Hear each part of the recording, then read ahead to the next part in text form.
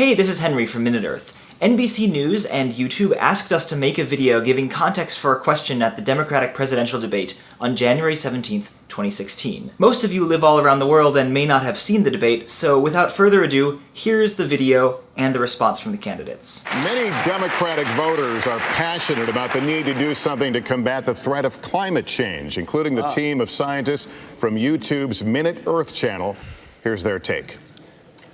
Hello from MinuteEarth. Fossil fuels have long kept our cars moving and our light bulbs lit. But we now know that burning these fuels releases heat-trapping gases that are warming the planet, causing seas to rise and contributing to extreme weather events like South Carolina's devastating flooding last year. Fighting human-caused climate change means giving up our global addiction to fossil fuels and shifting the bulk of the world's energy supply to alternative sources. Some countries have acted decisively to make this transition, but here at home we still get a whopping 82% of our energy from coal, oil, and natural gas. In the US, political gridlock, pressure from industry lobbyists, and insufficient R&D have made an already tough battle against climate change even tougher. Senator Sanders, Americans love their SUVs, which spiked in sales last year as gas prices plummeted.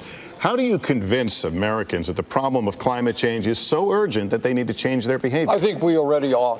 Younger generation understands it instinctively.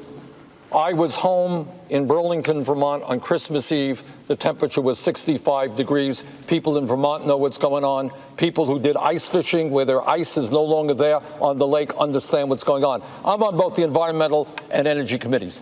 The debate is over. Climate change is real. It is already causing major problems. And if we do not act boldly and decisively, a bad situation will become worse. It is amazing to me, and I think we'll have agreement on this up here, that we have a major party called the Republican Party that is so owned by the fossil fuel industry and their campaign contributions that they don't even have the courage, the decency to listen to the scientists. It is beyond my comprehension how we can elect a president of the United States, somebody like Trump, who believes that climate change is a hoax invented by the Chinese. Bottom line is, we need to be bold and decisive. We can create millions of jobs.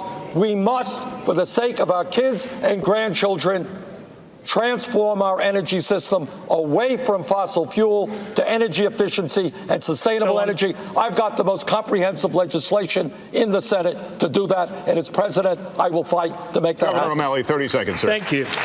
Lester, on this stage tonight, this Democratic stage, where we actually believe in science, I would like to challenge and invite my colleagues here on this stage to join me in putting forward a plan to move us to a 100% clean electric energy grid by 2050. It can be done with solar, with wind, with new technologies, with green buildings. This can happen, but President Obama made us more energy independent.